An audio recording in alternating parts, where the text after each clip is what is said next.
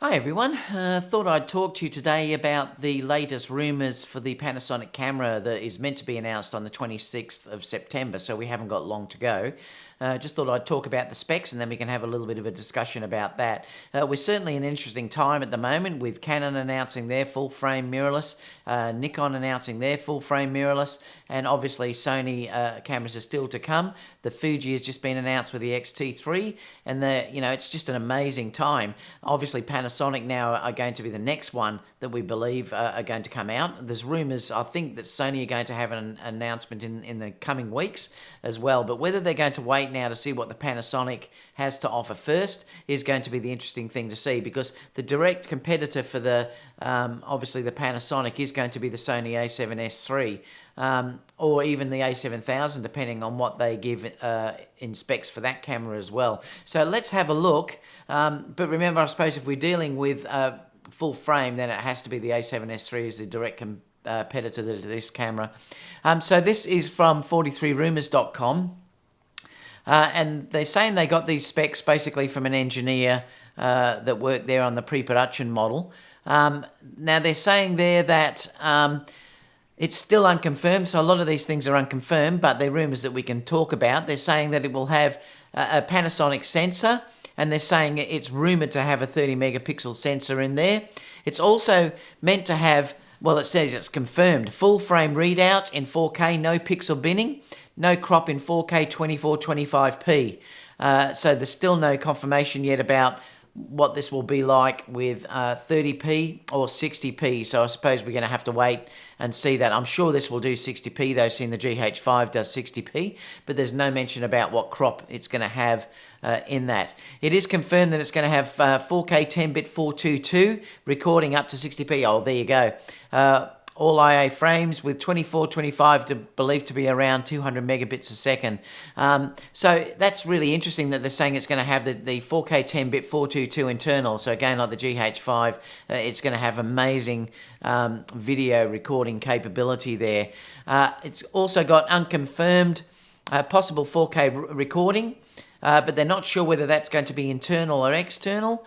So that's interesting, and they're also saying that also may depend on what card they use. They're saying there that there may be two XC cards, or one CFast 2 card and one DXC card. And it says it probably depends on whether the raw recording is going to be internal or external. Another interesting fact too, they're still saying there's no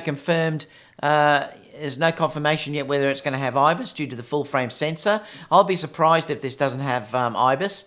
I know the GH5 probably has the best IBIS that's out there, but it is going to be interesting to see if they find that they can't give that sort of IBIS due to the full frame sensor being that much bigger. So we're going to have to wait to see about that. I will be surprised if they can't give some form of IBIS, but they're talking in here that they're saying that the lenses that they use will have IS in the lenses. But again, that's never ever going to match what you're used to having with something like the GH5, which basically, if you put it in the tripod mode, it is like actually having the camera in a tripod when you're holding it. The stabilization is that good. But remember there, you're dealing with such a smaller sensor as against using a full frame sensor, which means there's much, much more that it's got to be able to move around. But there's no reason why they can't get the IBIS working, say, as well as what Sony does, and I found that's quite acceptable for hand holding as well. You just have to sort of work at your technique, but once you can work at the technique, I can get really good results now hand holding. So it is going to be interesting to see whether they have IBIS built in or not. I'll be surprised if it doesn't. New lenses will have IS, that's what I've just said. It will have image stabilization. Confirmed audio adapter similar to the GH5. The audio adapter that's actually on the GH5, let me just see if I can find it for you. Okay, so this is the actual audio adapter. You can see here that it really is an advanced unit, and they're saying that the new one will actually be even better than what this one is. And it just basically sits onto your flash hot shoe, and then you can have all of these adapters that basically fit in. Let me just see, I'll show you the different ports that actually you can use here. It gives you two XLR audio inputs. What else are they saying in here? I'll just move this over a little bit. Not sure yet whether there'll be two card slots. I'm sure there will be, though. I don't think there's any way they'll do this without having two card slots, especially seeing the GH5 has the two card slots. What else can we say? Now, they're saying the adapters that it will be saying they're going to have possibly mounts for using Canon, Nikon and lenses, etc. So they're not saying at this stage what type of lens mount this camera is going to have. There was rumours early on that they were going to be Leica, but they're still not saying in here what that actually is. So we're still waiting on that. So that's still got to be answered. Confirmed weather sealing body. Unsure if it's fully weather sealed, but speculation is it's shower/dust proof. Again, the GH5 has excellent weather sealing, so I would expect this camera to have at least match that. Ports, obviously we've got the headphone, mic, USB, HDMI, flash to double as timecode sync, same as the GH5. Pricing is estimated to be in the region of $3,000. So they're basically saying down the bottom here that Panasonic are confident this new camera will be a big seller and will seriously challenge Sony and Canon as a top-selling full-frame mirrorless camera.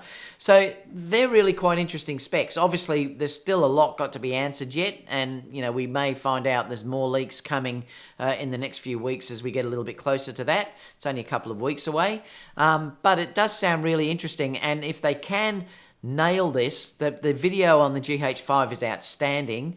It really does have amazing advanced features.